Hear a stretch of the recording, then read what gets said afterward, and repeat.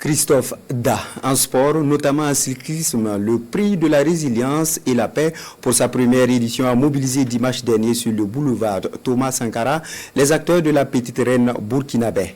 Organisée par ASM Service et Amgol et Sakan, la course est remportée par Mouni Vincent de l'AJCK.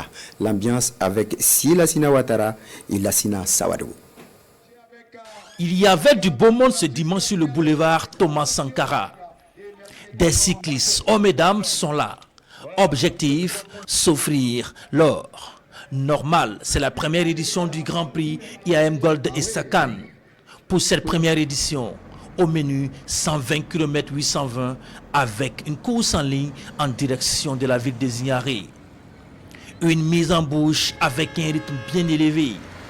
La petite reine aux façons, on le sait, c'est la SBCL et c'est la JCK. Ensuite viennent les autres. Deux représentants de ces deux équipes vont décider de faire la course en avant. Ironie du sort, les deux coureurs sont des frères. Nassirou Sorgo chez les Bleus de la SBCL et Soumaïla Sorgo chez les Jaunes de la JCK.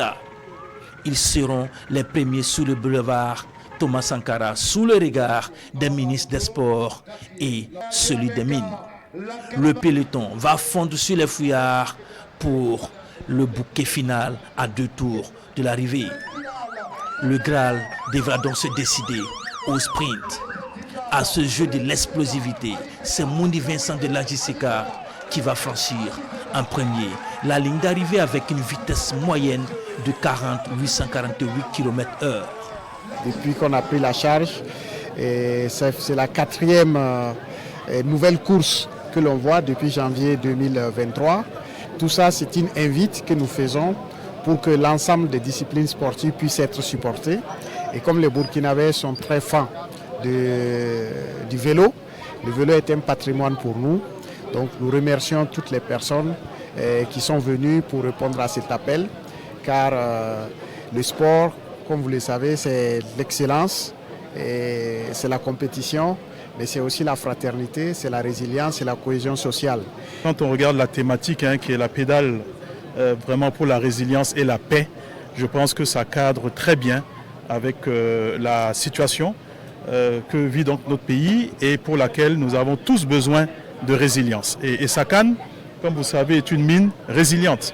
Nous sommes dans une région qui est quand même qui vit beaucoup de challenges en termes de sécurité justement, et nous opérons, nous essayons de maintenir les standards d'excellence, et ce que nous faisons aussi aujourd'hui représente les valeurs d'IAM Gold et Sakan.